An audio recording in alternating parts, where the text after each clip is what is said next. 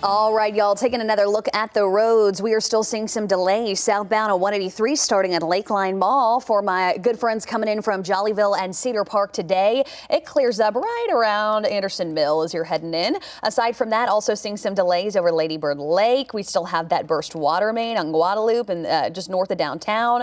And then we do still have an incident at Burleson and Stastny in South Austin. And then, Casey, we do still have a little over 60 closures for flood-related stuff. Well, and the drive into work will be dry. That'll be the case for tomorrow and also next week. Nice and quiet weather pattern and hotter with highs back in the upper 90s. Okay, join us on Daybreak Plus on KVUE Plus.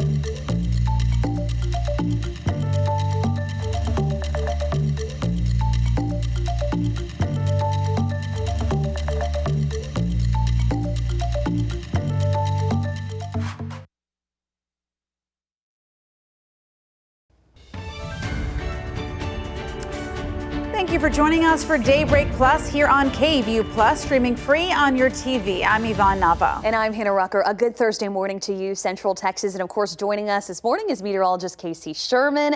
Heating on up out there, y'all. It is heating up, but drying out, which is what we really like to see. It was nice to see that sunshine back out yesterday, that nice blue sky, and we've got a lot more of that on the way as we head into the next several days. A look outside right now. We've had some beautiful sunrises. Our sunrise was about 20 minutes ago. ago at 6:41.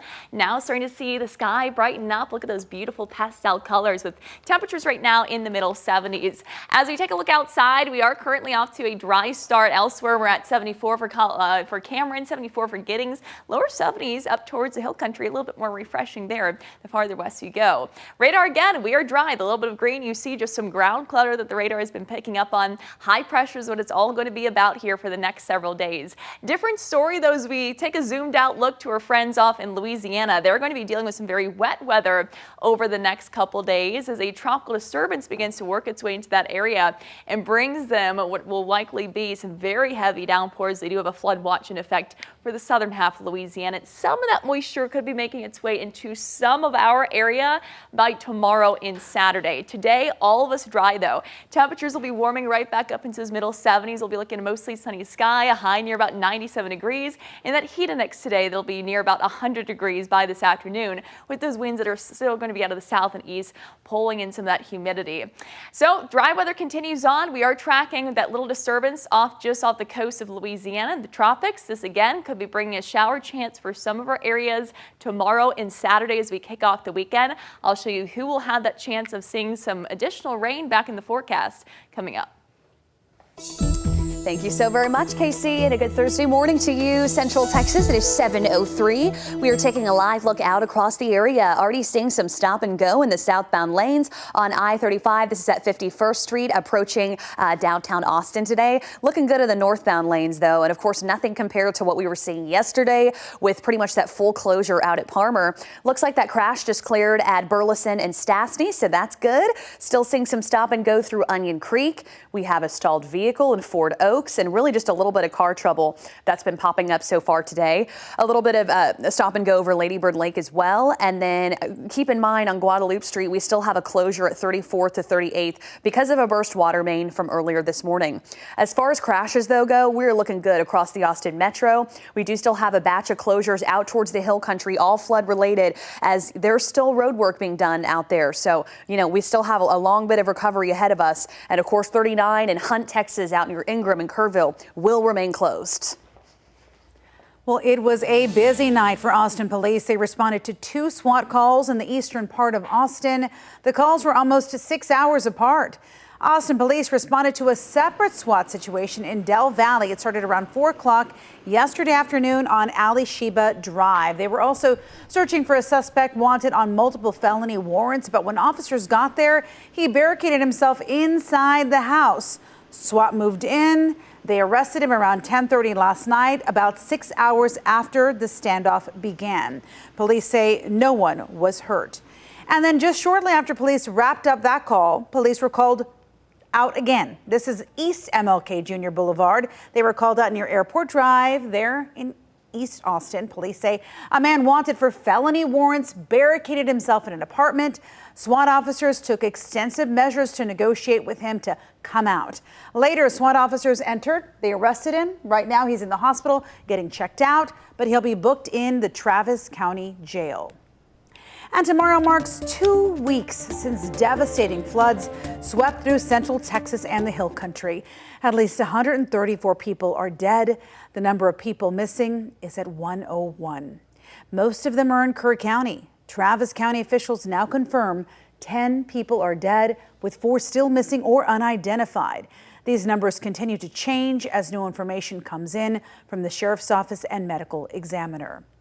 And right now, many flood victims are still waiting for help from their insurance companies. And flood insurance is usually not covered in a homeowner's policy.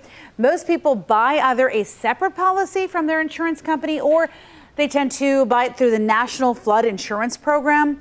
FEMA can help with repairs for people who don't have flood insurance. So most people buy that either as a separate policy through their insurance company or they buy that through the National Flood Insurance Program. So a lot of people are realizing maybe they had a homeowner's insurance policy, they thought it covered everything, and are realizing they don't have flood coverage. Well, the Texas Department of Emergency Management says those with flood damage should report it online at damage.tdem.texas.gov. Now, this allows the state to have a better understanding of who needs help in those affected areas. A Kerrville man is doing his part to keep first responders efficient with search and recovery efforts. He's sharpening chainsaw blades for free.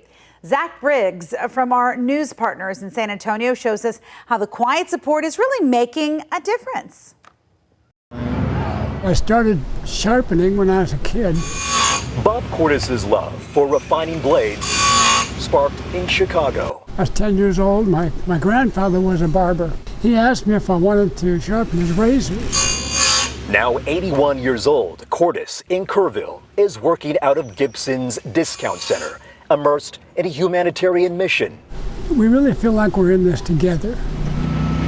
After a tragedy struck the hill country. But some very good friends have lost everything. Precision and speed. We just move them as quick as we can. Cordes sharpening hundreds of chainsaw blades at no cost for first responders and volunteer search teams. The first week, about the first 5 days, we did over 300 chains.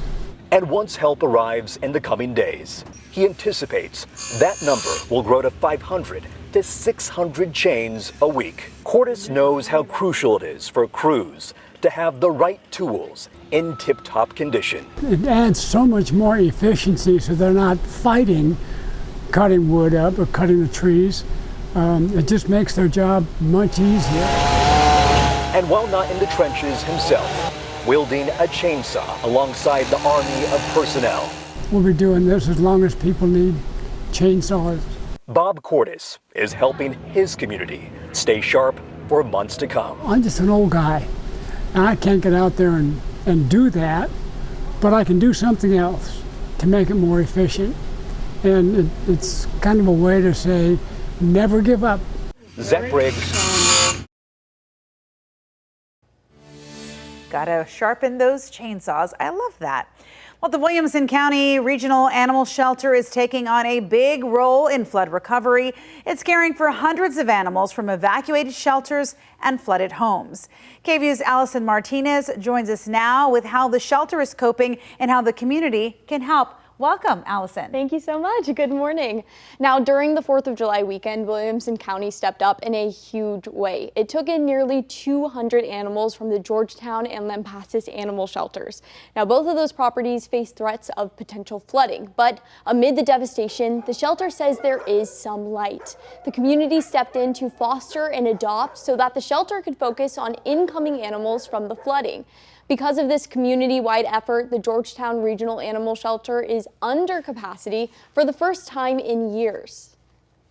I guess it's almost bittersweet, right? Because you don't want to have a tragedy bring this sort of thing to your doorstep, but at the same time, the community's response has been nothing short of spectacular. For the past 2 weeks, the shelter has had a non-stop flow of donations. Now volunteers are focusing all their attention on reuniting lost animals with families. Now all of this came right before another big change for the shelter, a merger. As of this week, people in Georgetown now have a new shelter available to them with the Williamson County Regional Animal Shelter. You said that when you stepped in that you noticed something different. It was a little jarring. What was it? Yeah, being in an animal shelter, normally every single cage is filled. It's very loud, but for the first time, and they say what feels like forever, there were empty cages, which is amazing. Even they felt like, oh, this is different, right? Yeah, they were saying it was kind of weird to get used to. It's a great thing to adjust to, but just a little bit different. So we want to keep it that way. We want empty cages. We want those animals in homes for sure. I totally agree. And we're going to get used to seeing her face around. She's a new Daybreak reporter, one of our 2 new reporters. Tell us just a little bit about yourself. Where are you coming from? I'm coming from Spokane, Washington. I was there for 2 years in Spokane, 4 years in Washington for school over in Washington State in Pullman, and I'm from California originally. But you have family in Texas, so all over, you know, in the central Texas area? Yeah, I have family kind of scattered all over. We've got my grandparents in New Braunfels, so I'm so excited to get to visit them all the time, and my uncle too. Oh, I love that. See, it was meant to be that you came here to KVUE. Yes. Well, welcome. Thank you so much. Well, Austin Pets Alive continues to help animals rescued from flooding as well. They've taken in more than 650 pets. APA is establishing a resource center in Sandy Creek and organizing pet food drop-offs to help pet owners. And you know, the Greater Austin YMCA wants to help those impacted by the deadly floods. The organization is working with St. Edward's and Texas State Universities to offer free counseling sessions. You can either meet in person or you can schedule your virtual appointment. The nonprofit is offering up to 3 free sessions. If you'd like to help the flood victims, you can. KVUE and our sister stations have launched the Tegna Texas Flood Relief Fund to raise money for flood recovery. Scan the QR code on your screen now, or you can look for the story on our website, kvue.com, to make a donation. You can also text the word donate to the number on your screen. Let me give it to you. It's 512-459-9442. We are partnering with the Communities Foundation of Texas to get assistance to where it's needed most.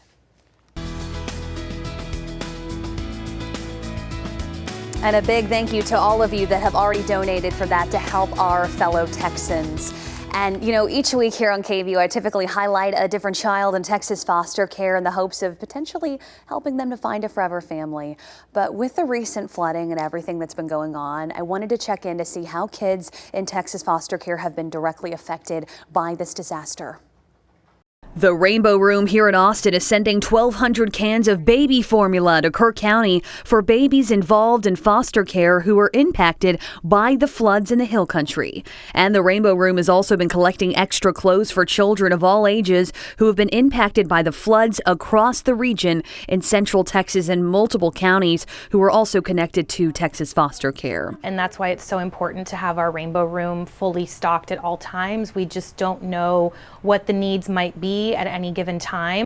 We also recently reported on KVUE about a flood at Hope House in Liberty Hill, a sanctuary for nonverbal children involved in Texas foster care with disabilities. Partnerships for Children Executive Director Susana Martinez gave us an update. There's been an overwhelming response of volunteers and individuals stepping up to help support the 16 children that were displaced from the flood in Hope House. I have filmed several Forever Family segments at that location with different children, and thankfully all the children are safe, but employee Sherry Richardson sadly lost her life in the flood. Over 200 volunteers have been out there this past week to repair the community so that children can return soon. But with the timing of the floods, it's tough because now the Rainbow Room is also prepping for thousands of children across the area to return to school in August. We spoke with Jessica, who helps to transport children to the Rainbow Room for a wide range of needs. A lot of the families also don't have vehicles or support to actually go out and get the necessary items. From formulas being low in stock, with the Rainbow Room, we're able to bring that to them.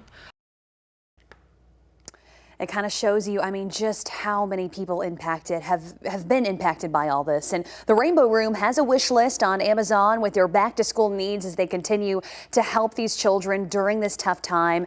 I'll have more information with the link on kvue.com/foreverfamilies. And you can also holler at me and I'll definitely let you know how to get fixed up with them. Never make sure that you work too hard. Ain't nobody that don't get tired. This is incredible right here for multiple reasons. So last night, country singer Pat Green hosted a concert to help those impacted by the deadly flooding. Green lost his brother, his sister-in-law, and 2 of their children in the floods. Several musicians performed along with Green inside an empty Globe Life field in Arlington. Texans across the state answered the call to help communities devastated by these floods. So starting this Friday at 6:30, you can watch Hearts and Heroes flooding in the Texas Hill Country. And to hear stories from courage from across the state and across Central Texas, it'll be streaming on KVUE Plus 6:30 p.m. You can download the app for free. And Austin's police chief is proposing patrol staffing changes to get more officers on the streets here in Austin. The latest data from APD shows the department is still short more than 300 officers. And you can see the number of vacancies listed here. The situation hasn't really gotten any better over the last couple years. Chief Lisa Davis plans to rearrange the department so she can add more than 70 officers to street patrol. Those officers will come from specialized units such as cadet training and recruiting. The goal is to address 911 calls, get more officers on the street, and lower overtime. Chief Davis says this decision didn't come easy, but should have been addressed a long time ago, she says. And again, I think as time moves on, when you're looking at the staffing and who got their first picks, when you're looking at a leveling across the departments for picking and selecting shifts, selecting the sector that you want to be in, the majority of people did end up getting what they wanted, what their first pick was. A lot got to stay on the reliefs that the shifts that they were on currently. Chief Davis says reorganization of the units will happen at the end of August. And a court hearing for a man accused of killing a UT student and injuring 3 others is delayed. Kendrix White was originally scheduled to be in court today. He stabbed UT freshman Harrison Brown to death and hurt 3 other students during an unprovoked attack on campus in 2017. During its trial in 2018, a judge ruled White was not guilty of murder by reason of insanity. White has a hearing coming up to determine if he can be released from the forensic mental health facility. He is scheduled to be in court September 17th. And a new execution date has now officially been set for Texas death row inmate Robert Robertson. He was convicted of killing his 2-year-old daughter, Nikki, in 2002. His lawyers argue Nikki died of other circumstances other than shaken baby syndrome, diagnoses used to convict him. Robertson was supposed to be executed last October, but state lawmakers issued a last-minute subpoena for him to testify before a House committee, halting the process. If the execution happens on October 16th, Robertson will be the first person in the U.S. executed for shaken baby syndrome. And the mayor of Kyle has announced he's stepping down from his role. Mayor Travis Mitchell posted on social media he plans to leave in November, 1 year before his term is set to end. He expressed interest in pursuing other industries. After close to a decade in office, Mitchell will be the longest serving mayor in Kyle's history. And this morning, there is growing pressure on the Trump administration to release files related to the Jeffrey Epstein investigation. The White House is facing questions from both sides of the aisle over what the public deserves to see. ABC's Perry Russum has the details. With pressure building on the Trump administration to release the Jeffrey Epstein files, they're stupid people. President Trump lashing out at members of his own party. It's all been a big hoax. It's perpetrated by the Democrats, and some stupid Republicans and foolish Republicans fall into the net. But it was Trump and some of his closest allies who flamed conspiracy theories on Epstein and a client list. Trump's FBI Director Kash Patel on a podcast in 2023. What the hell are the House Republicans doing? They have the majority. You can't get the list? Trump's Deputy FBI Director Dan Bongino last year. I don't trust any story they tell me about Jeffrey Epstein. There is a reason this client list is hidden. Attorney General Pam Bondi on Fox News in February. The DOJ may be releasing the list of Jeffrey Epstein's clients. Will that really happen? It's sitting on my desk right now to review. Last week, a memo from the DOJ and FBI, agencies led by Patel and Bondi, concluded a client list never existed. Do you still have confidence in that team, sir? Total. One Democratic congressman now accusing Trump of a cover-up. Congressman Mark Vesey telling Vanity Fair it seems like he's trying to cover up for something or somebody. Conservatives from the old guard to young influencers applying pressure. Former Vice President Mike Pence on CBS. I know of no reason why this administration, once the victims' names are protected, should not release all the files on Jeffrey Epstein. And one of the most influential voices in the MAGA movement, Charlie Kirk. It's been 10 days since you've leaked this thing on the holiday weekend, and you still have not done a straight to camera, straight to the sticks press conference. Here's why we reached the conclusion that we did. Trump was asked about the possibility of appointing a special counsel to investigate the Epstein case. Trump saying, "I have nothing to do with it." Perry Russum, ABC News, Washington. Once again, thank you so very much for joining us here on KVUE Daybreak Plus. We've got another quick weather and traffic update coming for our TV audience, and then we'll be right back here with more of your local news on KVUE Plus.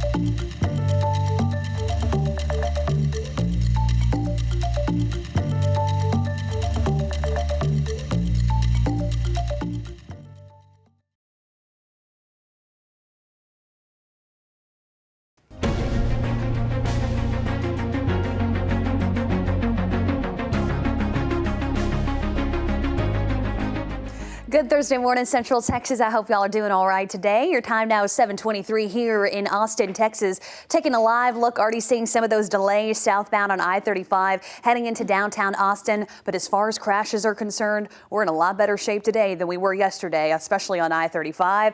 Got some car trouble for you, though. Good morning, Buda. This is on Main Street, and then seeing some of those delays through Onion Creek and Bluff Springs so far this morning. Taking a look across the rest of the map, if you're just waking up, there's also part of Guadalupe is closed right now because of a burst water main, and that is from 34th Street to 38th Street. I'll let you know when we get that fixed up. Right now, we also have still a little over 60 flood-related closures across the region, a lot of those out in the hill country, so be extra careful. And of course, that heat is building in, so big heads up for all our volunteer efforts, KC.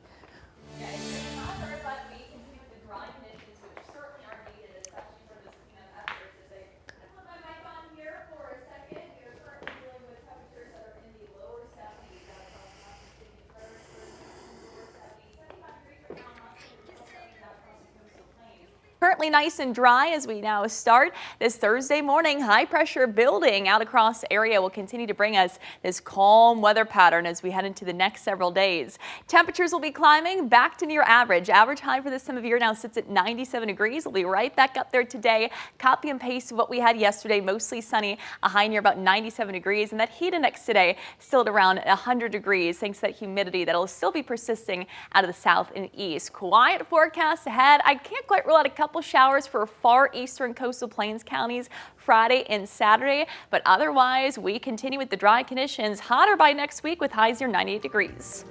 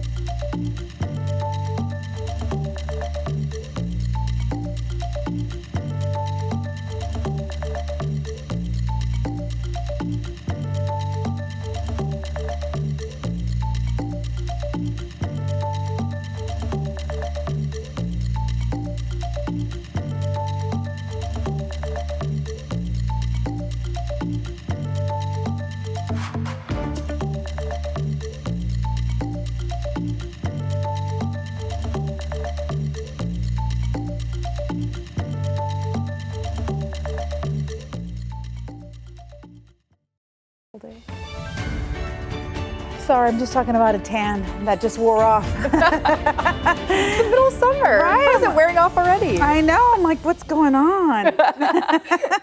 Welcome back, everyone, to Daybreak Plus, streaming free on your TV. I'm Yvonne Nava. And I'm Malia Masamoto. Got some fun stuff to talk about today, Yvonne. Oh, yeah. Okay, let's get into started. Some showbiz stuff to start. You want to start with that? Yes. Well, we're getting a look at the final season of Stranger Things. And a lawsuit is rocking a legendary rock band. And a psychological thriller back on the big screen.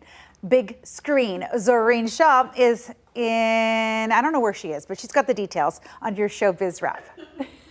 I need you to fight one last time. The first teaser trailer for Stranger Things Season 5 is now out. Terminator star Linda Hamilton joins the cast for the final season, and Millie Bobby Brown returns as 11 on the run from the government as her hometown of Hawkins gets consumed by the Upside Down. Millie Bobby Brown is also now set to star in a new Netflix romantic comedy alongside Gabriel LaBelle. Just Picture It follows two college students whose phones start showing them pictures from 10 years in the future. Three of the members of Jane's Addiction are suing frontman Perry Farrell after a fight broke out during a concert in Boston last September. The band canceled their remaining reunion tour dates, and now the other members are seeking $10 million from Farrell to recoup their losses. The only person standing in your way is you. The psychological thriller Black Swan is returning to theaters for its 15th anniversary. The movie, which got Natalie Portman an Oscar win, will screen at 200 locations starting next month. And happy birthday to country star Luke Bryan, who's turning 49 today. And that's what's happening in Hollywood. Zoreen Shaw, ABC News Los Angeles. I don't know him from Adam, but he just seems like such a nice person. I saw his concert in Dallas, and he was just so fun, just so much full of life. Yeah. Did you hear about his life too? He his sister or some of his siblings have lost their children. They died, and he took the siblings under his or the kids under his wing, and now he takes care of them. It's really there's a documentary about him, touching story, really heartbreaking, wow. but.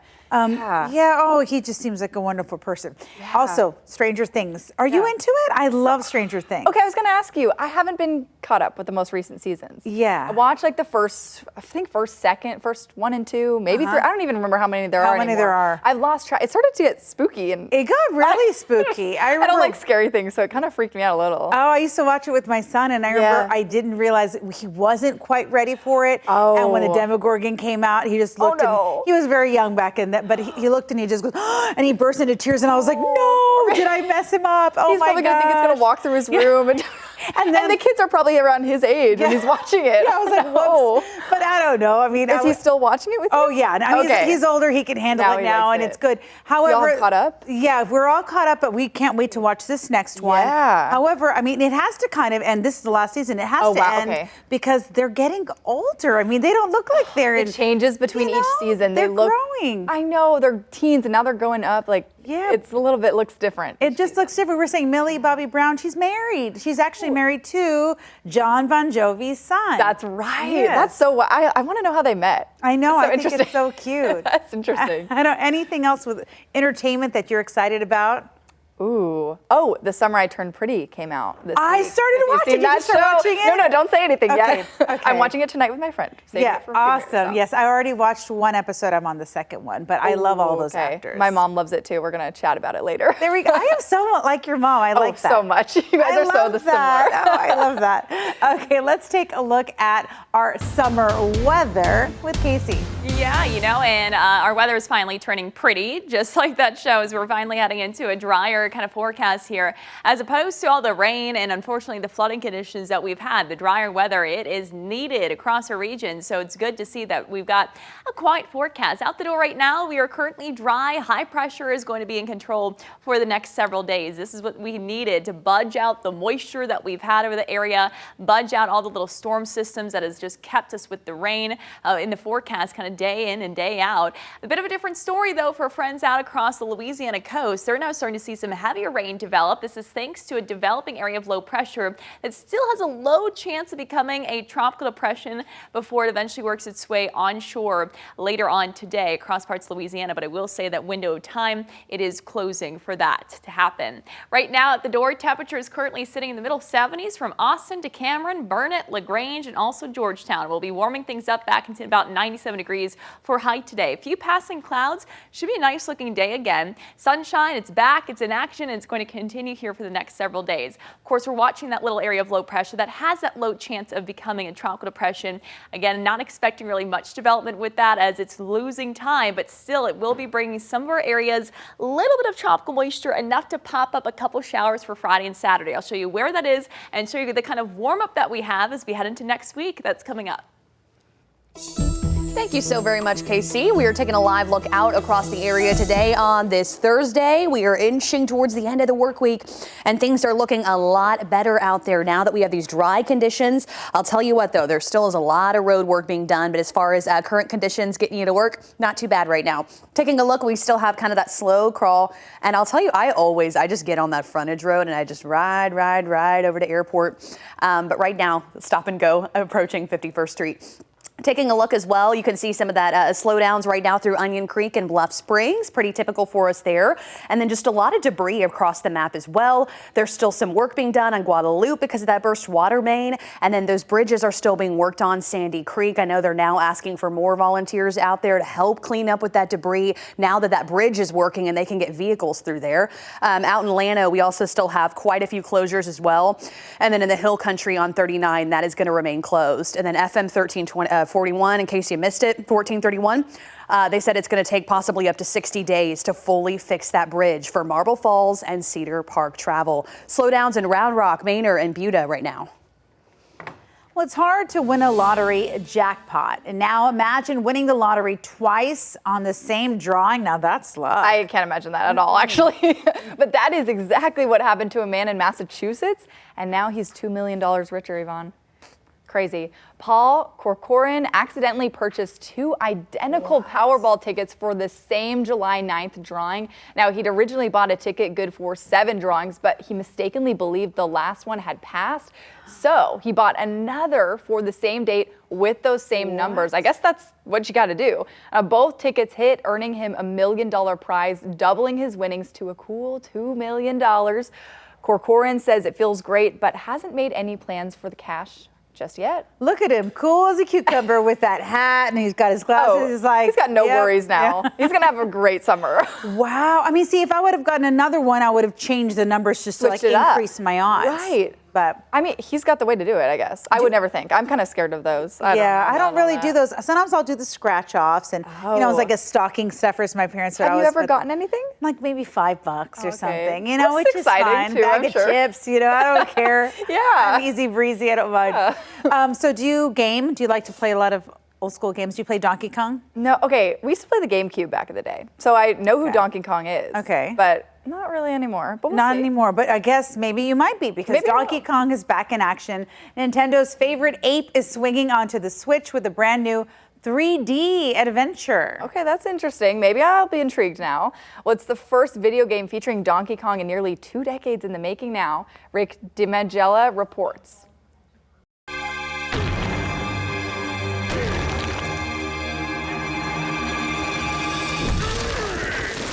Nintendo's banana-loving ape is back in Donkey Kong Bonanza. Donkey Kong Bonanza is a brand new Donkey Kong adventure. In fact, his first brand new 3D platforming adventure in almost 20 years. And he is trying to make his way through a vast underground realm, exploring his way through not only with his platforming skills by running, jumping, and climbing, but also by pretty much smashing absolutely everything in his way. He's a big, powerful Kong. So he can basically punch in any direction. He punches up, he punches down, he punches sideways. Almost all the terrain that you run into in varying layers of this underground world is destroyable. even though you can destroy almost everything around you, it isn't necessarily the best path at all times. There's great platforming sections. There's a ton of exploration to do. How you choose to explore is up to you, because you certainly have the means to just wreck your way through everything. Leveling up in Hollywood, I'm Rick Damagella. We love it. Something about just playing video games, like I would set goals for myself. Like, okay, I will not stop playing Pac-Man until I hit this and that. No way. What did you get once you hit this? Oh, I don't even remember. Nothing? It was just, it has been, many a nights I stayed up all night in the summer playing Pitfall and stuff. I just loved. What? But that was the Atari. I don't think you even know what that is. No, I've heard of that. Oh, really? Yeah. She's like, but yeah, it's a relic. But Yvonne, I did not take you for a gamer. I love playing those games, and I would always set individual like goals for myself. Yeah. What was your favorite game? Oh my gosh, I can't really. Well, I like Galaga. I like Centipede. And I like, and of course, Pac-Man. Yeah. Okay, I've heard of Pac-Man. Yeah, that one's I know that guy. That's cute. Pac-Man, yeah. And Miss Pac-Man, right? Okay, cute. Yeah, I love all that. Well, let's talk about this, because this is something I think we know a little bit about. Free food at the office may be going away, you don't say? A tax deduction for companies that offer meals and snacks is now set to expire at the end of the year. The deduction cut in the new GOP budget package, and experts say that could push companies to scale them back or get rid of them altogether. Does that mean, or that make sense as to why we now have only virtual meetings and we don't meet in person? Because when we were meeting in person, we would always get food, and we don't do that anymore. I kind of like eating together. Okay, wait. So they're saying because there's no longer a tax break for it? Well, I mean, I don't know. I'm literally putting two and two together, and that's not even true. I'm saying, but a lot of other companies might do that because they don't get a tax break. I didn't know that was a thing to begin with. I thought that was just out of the goodness of their hearts. I don't know. Now, whenever we want to have, we want to break bread together, we just have to bring it ourselves. We do it ourselves. Yeah. Okay, tell me your thoughts. I kind of been wanting to do this for a while. I want to create like a party planning committee or something. I don't know. What should we call it? Like that. Yeah, just like little morale. The party planning committee. Yes. Except for without the drama.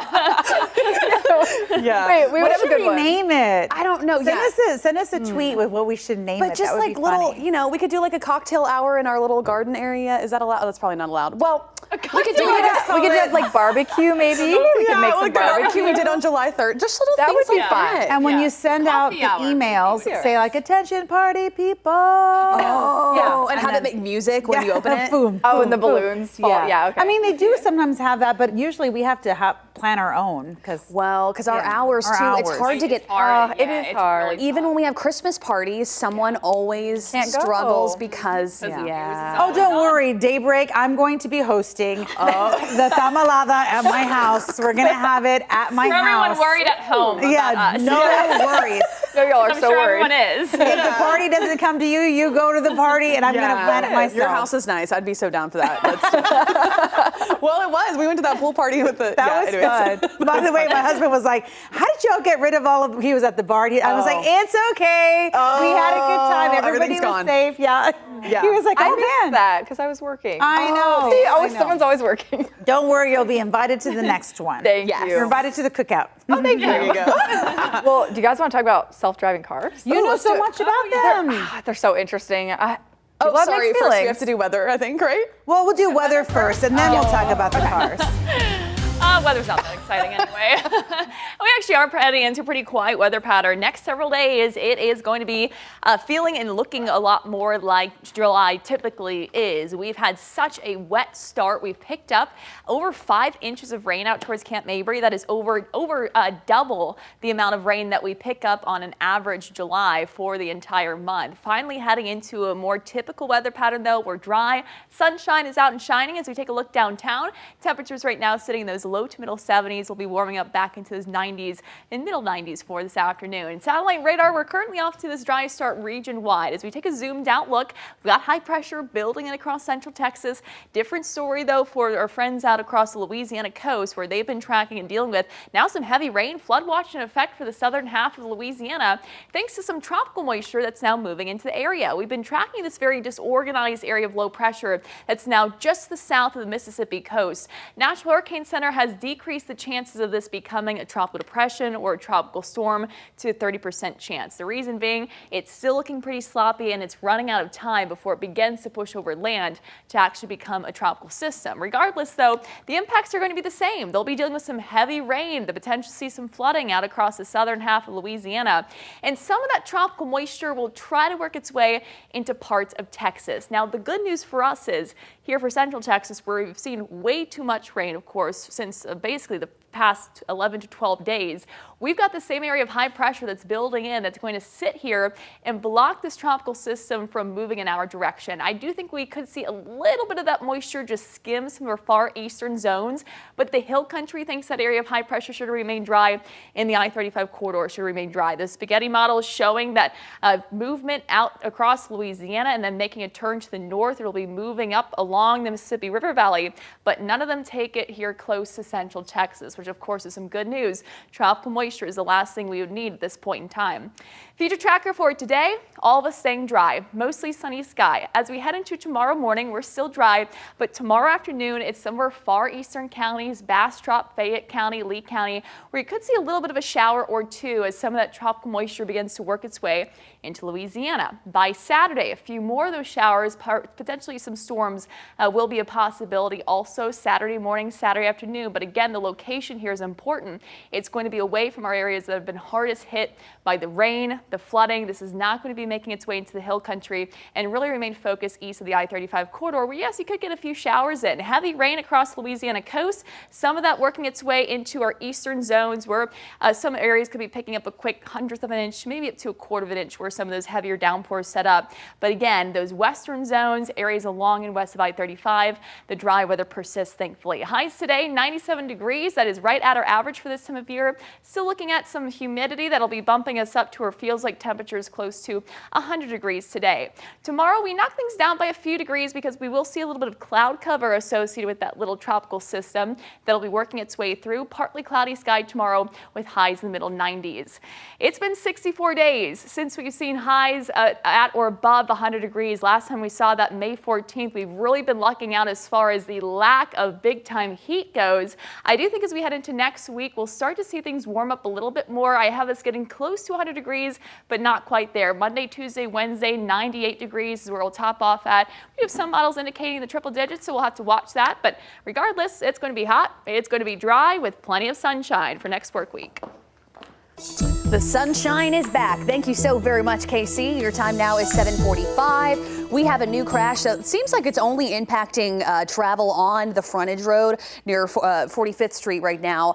And I'll tell you what, we're also seeing a little bit of that typical slowdown, a very familiar sight southbound right across from the Capitol Plaza. Here's Target. We've got all these shops over here all heading in to downtown Austin right now. And then we've got this crash once again right there on the service road at 45th Street. Doesn't seem to be a full closure or anything like that. And everything is getting by just fine in those main lanes, which I guess I kind of jinxed it because earlier I was like, oh, I love to ride that frontage road. And then sure enough, there's an incident right there.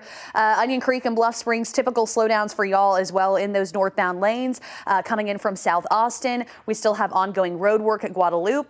And then let's go ahead and take a look. I was seeing some slowdowns a little bit earlier out in Cedar Park. And then of course, we do still have these flood related closures all over the hill country right now, but looking a lot better if you are coming in from Lakeline Mall. This stretch through Jollyville has been kind of an issue lately with just all those closures. And then we are seeing some delays heading southbound on Mopac, heading towards the Domain. So kind of starting up here at Lewis Henna, you'll get on Shoreline there at Schofield Ridge Parkway as well. All those delays down through North Shoal Creek. Let's take a look across the rest of the area. Good morning, Manor. Y'all have slowdowns. Out of the airport, we've got some stop and go on 183 northbound. If you have an early morning flight, I've heard there were some issues out there yesterday. It sounds like they were able to get everything fixed up as far as flights are concerned inside the airport. Travel on the way there, though, shouldn't have an issue getting around. All right, thank you, Hannah. Well, more self-driving cars are making their way into Austin And one company now testing their cars has their roots right here in Austin. AV Ride started developing their autonomous vehicles back in 2017, then decided to create the autonomous food delivery robots about 2 years later. Now, both the autonomous vehicles and robots use similar technology like their sensors, LiDAR, and cameras that help it navigate the roads and sidewalks safely. And although it may feel out of the ordinary for some, Yulia Shveko, the head of communications for AV Ride, says their statistics show that 85% of people actually feel comfortable just after the first 2 to 3 minutes of riding in a driverless car. The first minute or two, the passenger, the first time passenger will be like filming the videos, the steering wheel rotating all by itself. Oh my God, it's so exciting. 2 minutes later, they're in their emails, messengers, Facebook, whatever. Well, the delivery robots are already in Dallas, Austin, and Jersey City with Uber Eats, and AV Ride is testing their autonomous cars with drivers behind the wheel in Austin, but they plan to launch the self-driving cars in Dallas this year before launching them in Austin. So what do y'all think of them? I mean, it has its pluses, right? Yeah. But a lot of these driverless cars, they don't go like on Mopac or I-35. Right. It's That's just more like advanced technology. I think she said they start downtown first because that's usually the most like complex area to figure out how those drive around all the streets and different, little one-ways, things like that. Highways you would think would be easier almost. Right. So they just, exactly. Straight, right? Yeah. Versus trying to well, not necessarily these days. That's true. Maybe not in Austin. You've been on I-35 lately? It's kind of scary. Have y'all used a driverless car? Yeah. Really? How do you get them yet? Mine won't come into the neighborhood. For certain areas. My neighborhood has them. I mean, I feel like 90% of the time I get one depending on where I'm going. Yeah. Which, I mean, you get in and like for the first time I was like, oh, gotta pull out my phone, videotape it, because it's so cool to see. But there are I have had some scary moments. Like where explain what happened. So this is like a week ago. I got in one and another one was backing out as the one I was in was backing out. So they both sense each other. And I think because they have like the same like wait time, they both go, stop, go. Stop, go. And they just kept getting closer and closer and closer. And I was like, oh my God, it's gonna crash. They're like, we're gonna crash. Can you go on the app and like alert them that something's wrong? Or like, who do you? Yeah, she wants a really big red button is what she wants. You can stop the ride. At least for the Waymos, at least. I don't know about AV Ride. I haven't been inside of them yet, but you can stop. Yeah, you can press stop ride and it'll pull it over. You can get out. Oh, okay. There you go. You can't, you're not on the wheel, but. And I've noticed downtown we have an issue with pedestrians too. I mean, not an issue, I should say, but there's people always trying to cross and things like that. And I've noticed their system does kind of have an early indication it's really good. of that potential movement. And I've seen them make these quick fixes, which is good. Actually, yes, some kid ran in front of ours one time and it stopped it stopped quickly and I felt like, ooh, safe. In some ways, I think it's almost safer than like, because humans, we're distracted easily. So it's like this just senses it and immediately, it will stop. And it is pretty cool. You have to imagine the kind of testing that goes into something like that. It's just going to be years and years and years. Just figuring out. You would hope, So when do they think that AV Ride will be in Austin? In Austin. She doesn't have a specific date. They're going to start in Dallas first. That's their plan. They have them testing around Austin right now. So they're rolling around downtown, up here in North Austin as well. And then after they've done Dallas, maybe successfully, then they'll bring them here. Okay, we've got to try it out. We'll be guinea pigs. That's fun. So today, guess what? It's always a certain national day. Today's National Tattoo Day. We're not telling you to go out and get inked up, but if you want to, why not, right? Humans marking their bodies with permanent ink is a practice that goes back thousands of years, and the reach back in history goes to the days of ancient Egyptians. Now, the word tattoo derives from the Polynesian word tatua, which means to tap or to mark. Tattoos have gained in popularity and acceptance over the years. Very interesting. So I've never felt an extremely strong urge to get one, but I will say there was a design I saw recently, and I don't know why it's pulling on me. And it's a mermaid with a blue bonnet in her hair. Oh, that's so you. Where would you put it? Let me think. I haven't gotten that far yet. But maybe an ankle. I have the design I like. I don't know though. I don't know. Maybe not. That's perfect. What about y'all? Got like tattoo like they're on their fingers and stuff. Like, ouchie, it's all the bones. Seems like the bone might hurt, but So y'all have any? Or am I just gonna pour out all my hopes and dreams and y'all are just gonna all cute I'm supporting you. I support you in it. I'll tell you something. Mine is a tribal sun and it's ridiculous. I was 18 and I was bored and it was Christmas Eve Eve, and so I Tell us more. Can we just talk about the night? And then I went to Christmas Mass, and I was like, it kind of hurt. So afterwards, and my parents were probably wondering, like, why does she keep like jerking like that? And I was like, because it still kind of stung a little bit. But I didn't let them know. They found out. You're sitting there in worship, just really getting into it. Really into Feeling the Holy sermon. Spirit today. Christmas secret. Wow. So I don't know. All right, before we go, here are 3 things to know this morning. A busy night for Austin police. Let's talk about this. They responded to 2 SWAT calls in the eastern part of Austin. The calls were almost 6 hours apart. The first one happened in Del Valle on Ali Sheba Drive shortly after 4 in the afternoon. Police received information about a suspect with multiple felony warrants at the house. And when officers arrived, they tried to talk to him. The man locked himself in the home, prompting a SWAT standoff. Shortly after 10:30 last night, SWAT officers entered the home. They took him into custody. And then after police wrapped up that call, then they were called again out to East MLK Jr. Boulevard near Airport Drive, again, East Austin as well. Police say a man wanted for felony warrants barricaded himself in an apartment. SWAT officers took extensive measures to just kindly negotiate with him to get him to come out. Later, SWAT officers entered and they arrested him. Right now, he's in the hospital getting checked out, but he'll be booked in the Travis County Jail. Well, a new execution date has been set for Robert Robertson, the man convicted of killing his daughter Nikki in 2002. Yesterday, Robertson appeared in an East Texas courtroom. His lawyers argued new evidence proves he's innocent. They said Nikki died from complications related to pneumonia, not the diagnosis of shaken baby syndrome that was used to convict him. The 58-year-old was supposed to be executed last October, but state lawmakers issued a last-minute subpoena for him to testify before a House committee, halting that process. He's now set to be executed on October 16th. All right, 7:54 is your time before we wrap up and go back on air. If you'd like to help the flood victims, KVUE and our sister stations, they have launched the TEGNA Texas Flood Relief Fund to raise money for flood recovery. Scan that QR code on your screen to look for this story on KVUE.com. You can go there and you can make a donation online. You can also text donate, the word donate, to the number on your screen as well, 512-459-9442. By the way, we're partnering with the Communities Foundation of Texas to get assistance to where it's needed most.